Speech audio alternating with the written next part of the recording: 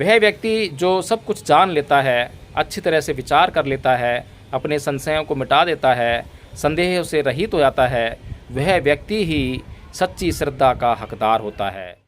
हम में से अधिकतर लोग ऐसे हैं जिन्होंने परम पूज्य बाबा साहब डॉक्टर भीमराव अम्बेडकर के हमारे ऊपर किए गए उपकारों का बदला चुकाने के लिए बुद्ध के धर्म को ग्रहण कर लिया है।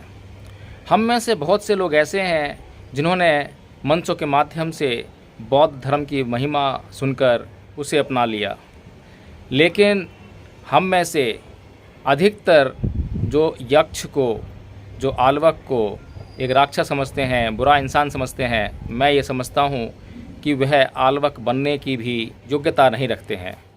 आल्वक ने सबसे पहले जो प्रश्न बुद्ध से किए, उनसे यह पता लगता है कि उसने बुद्ध के धम्म के विषय में पूरी जानकारी ली, बुद्ध की योग्यता की पूरी जानकारी ली, अपने भीतर पैदा हुए हर संशय को, हर संदेह को मिटा लिया।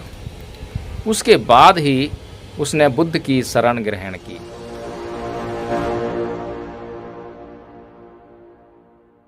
जय भीम, नमो बुद्ध। साथियों, आज चर्चा करेंगे आल्वक सूत्र की। जैसा कि पिछले वीडियो में मैंने आल्वक सूत्र पाली में पढ़ा, गाया और उसके बाद उसका हिंदी अनुवाद किया। इन दोनों बातों के बाद पहले पाली में पढ़ना और उसके बाद हिंदी में उसका अनुवाद करना, इसके बाद आल्वक सूत्र का सारांश क्या है, उसका भाव क्या है, हमें उससे क्या सीखने को मिलता है। आल्वक, जहाँ तक भारतीय परंपरा, भारतीय सोच की बात है, आल्वक एक यक्ष है और यक्ष के बारे में बहुत ही गलत धारणाएं समाज में प्रचारित और प्रसारित की गई हैं कि यक्ष जो हैं बहुत ही बुरे इंसान, देव, राक्षस कुछ भी होते हैं, लेकिन वो लोग जो हैं बहुत बुरे होते हैं। वो बच्चों को खा जाते हैं और बड़ों को भी बहुत नुकसान पहुंचाते हैं।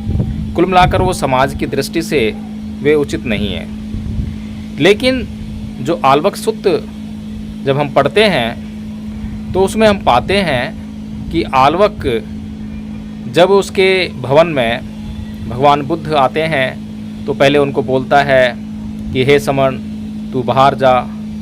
तो भगवान बुद्ध बिना कुछ कहे, बिना उसका कुछ प्रतिरोध किए चुपचाप बाहर चले आते हैं।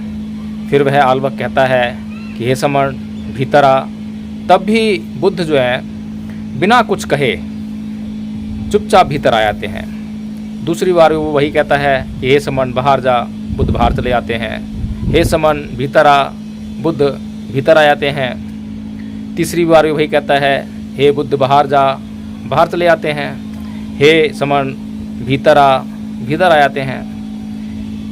3 बार जैसा आल्वक ने कहा वैसा अनुसरण बुद्ध ने किया। उसमें किसी प्रकार का प्रश्न, किसी प्रकार का प्रतिरोध बुद्ध ने आल्वक के प्रति नहीं दिखाया। लेकिन चौथी बार जब आल्वक फिर से वही बात कहता है कि हे समण, तू बाहर जा, तो बुद्ध इस बार उससे कहते हैं कि हे आल्वक, अब तुझे जो करना है वो तू कर ले, लेकिन अब मैं बाहर नहीं जाऊंगा। तो आल्वक फिर बुद्ध से कहता है कि मैं प्रश्न पूछूंगा, अगर मेरे प्रश्नों के सही सही उत्तर नहीं दिए तो मैं तेरे चित्त को पागल कर दूंगा, तेरे हृदय को फाड़ दूंगा और तेरे पैर पकड़कर इस नदी के पार फेंक दूंगा। तो बुद्ध उससे कहते हैं कि हे आल्वक, इस लोक में, उस लोक में, देवों में, समणों में, ब्राह्मणों में ऐसा कोई भी नहीं है जहाँ तक मैं देख पाता हूँ कि कोई मेरे चित्त को पागल कर दे, मेरे हृदय को फाड़ दे और मेरे पैर पकड़कर नदी के पार मुझे फेंक दे। लेकिन फिर भी तू प्रश्न कर, मैं तेरे प्रश्नों के समुचित उत्तर दूंगा। उसके बाद आल्वक बहुत ऊंचे ऊंचे प्रश्न करता है, जैसे कि पुरुषों का श्रेष्ठ धन क्या है, क्या करने से सुख की अनुभूति होती है, कौन सा रस सबसे उत्तम है, कैसा जीवन सर्वश्रेष्ठ है। इस तरह के ऊंचे ऊंचे प्रश्न करने के बाद बुद्ध उसके सभी प्रश्नों का समुचित उत्तर देते हैं और प्रश्नों की श्रृंखला जब थमती है तो बुद्ध उस आल्वक से कहते हैं कि हे आल्वक, यदि तुझे मेरे द्वारा दिए गए उत्तरों पर, जवाबों पर कोई संदेह हो, तुझे ऐसा लगता हो कि ये सही नहीं है, तो तू समणों में और ब्राह्मणों में जाकर पूछ सकता है। तो आल्वक उनसे कहता है कि हे तथागत, मैंने अपने से जान लिया है कि ये सारे जो आपने जवाब दिए हैं, उत्तर दिए हैं मेरे प्रश्नों के, ये सभी ठीक हैं। फिर उसके बाद आल्वक कहता है कि तथागत मेरे भवन में मुझ पर उपकार करने के लिए पधारे हैं, मेरा कल्याण करने के हेतु पधारे हैं, और मैंने आपके धर्म को जान लिया है और अब मैं नगर नगर, शहर शहर, गांव गांव अब आपके धर्म का प्रचार और प्रसार करूंगा। तो साथियों, ये जो कहानी हम लोगों ने सुनी, समझी, इससे हम क्या संदेश लें? आल्वक नाम का जो यक्ष है उसको बहुत बुरा इंसान हम कहकर सर्वत्र प्रचारित कर सकते हैं कि यक्ष ऐसे होते हैं, आल्वक इतना बुरा इंसान था, ऐसा था, वैसा था। लेकिन उसमें पॉजिटिव क्या चीज़ है? किस चीज़ को हम जो समझने का प्रयास करें? जहाँ तक मैं समझ पाता हूँ, जब मैंने पहली बार आल्वक सूत्र सुना तो उस वक्त मेरे भीतर एक प्रश्न पैदा हुआ कि हमारे आसपास कितने आल्वक हैं? क्या मैं स्वयं आल्वक हूँ? आल्वक ने क्या किया? आल्वक चाहता तो वो बुद्ध के धर्म को ऐसे स्वीकार कर लेता और फिर बुद्ध जैसा कहते वैसा करता रहता। लेकिन नहीं, आल्वक ने सबसे पहले जो प्रश्न बुद्ध से किए, उनसे यह पता लगता है कि उसने बुद्ध के धम्म के विषय में पूरी जानकारी ली, बुद्ध की योग्यता की पूरी जानकारी ली, अपने भीतर पैदा हुए हर संशय को, हर संदेह को मिटा लिया। उसके बाद ही उसने बुद्ध की शरण ग्रहण की। लेकिन हमारे आसपास क्या हो रहा है? क्या जो लोग अपने आप को बौद्ध कहते हैं, क्या उन्होंने कभी इतने ऊंचे प्रश्न उठाए हैं? कभी बुद्ध के धम्म के बारे में कभी अध्ययन किया है?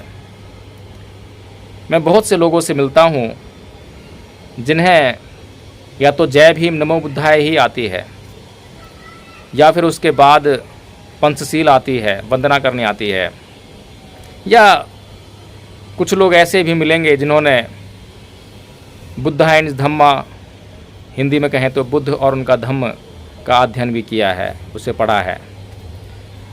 लेकिन बहुत कम लोग ऐसे मिलते हैं जिन्होंने बुद्ध और उनका धम्म का गंभीरता से अध्ययन किया हो, और बुद्ध और उनके धम्म के अलावा इतना विशाल काय त्रिपिटक है, सागर के समान, उसमें से बहुत कम लोग ऐसे मिलते हैं जिन्होंने उस त्रिपिटक साहित्य में से भी कुछ पढ़ा हो। बौद्धों का सबसे महत्वपूर्ण ग्रंथ धम्मपद बहुत महत्वपूर्ण ग्रंथ है, उसका अध्ययन किए हुए लोग तो मैं बहुत कम पाता हूँ, ना के बराबर। हम में से अधिकतर लोग ऐसे हैं जिन्होंने परम पूज्य बाबा साहेब डॉक्टर भीमराव अम्बेडकर के हमारे ऊपर किए गए उपकारों का बदला चुकाने के लिए बुद्ध के धम्म को ग्रहण कर लिया है।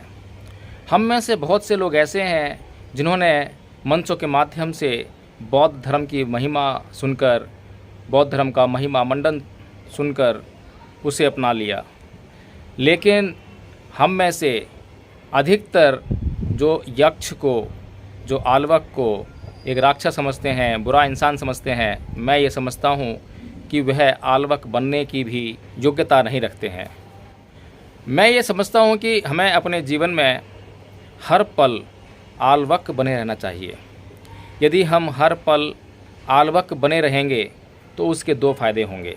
पहली बात तो ये कि यदि हम देखें कि आल्वक जिसने बुद्ध को यह कहा कि यदि तू मेरे प्रश्नों का उत्तर नहीं दे पाया तो मैं तेरे चित्त को पागल कर दूंगा, तेरे हृदय को फाड़ दूंगा, तुझे तेरे पैर पकड़कर इस नदी के पार फेंक दूंगा।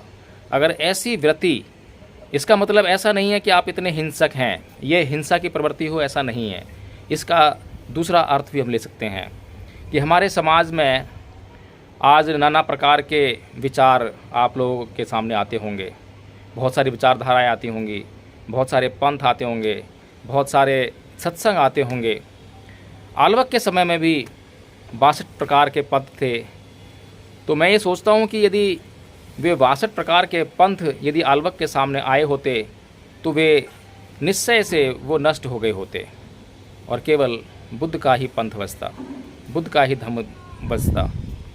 इस तरह से आज हम यदि वास्तव में बुद्ध के धम्म को स्थापित करना चाहते हैं तो हमें आज तमाम मौजूद पंथ, वर्ग, संप्रदाय, धर्म के नाम पर चल रहे वर्ग और सत्संग, जो सत्संग के नाम पर पता नहीं क्या क्या चल रहा है लेकिन सत्संग नहीं चल रहा है, तो ऐसे कुविचारों को, गलत विचारों को समाज में से अगर नष्ट करना है तो हमें हर पल आल्वक बनना बहुत ज़रूरी है। और जब तक हम आल्वक नहीं बनेंगे तब तक हम अपने भीतर कभी भी सच्ची श्रद्धा को स्थान नहीं दे पाएंगे। वह व्यक्ति जो सब कुछ जान लेता है, अच्छी तरह से विचार कर लेता है, अपने संशयों को मिटा देता है, संदेह से रहित हो जाता है, वह व्यक्ति ही सच्ची श्रद्धा का हकदार होता है, सच्ची श्रद्धा को अपने भीतर ला सकता है। इसीलिए साथियों, इस वीडियो का बनाने का जो मेरा उद्देश्य था वो यही था कि आप लोग समझ सकें कि हम अपने जीवन में प्रश्नों को बहुत बड़ा स्थान दें। सबसे पहले हम हर बात के बारे में प्रश्न करें, छानबीन करें और उस छानबीन के बाद जो परिणाम हमारे सामने आए उन्हें ही हम स्वीकार करें। अच्छी तरह से छानबीन कर ली गई बातों के जो परिणाम होते हैं उनको स्वीकार करने के बाद ही हमारा कल्याण हो सकता है, हमारा कल्याण हो सकता है, हमारा कल्याण हो सकता है। भवतु सब मंगलं, सबका मंगल हो, सबको दुख मुक्ति का एक मार्ग मिले, किसी के जीवन में किसी भी प्रकार का कोई कष्ट ना रहे। जय भीम, नमो बुद्धाय।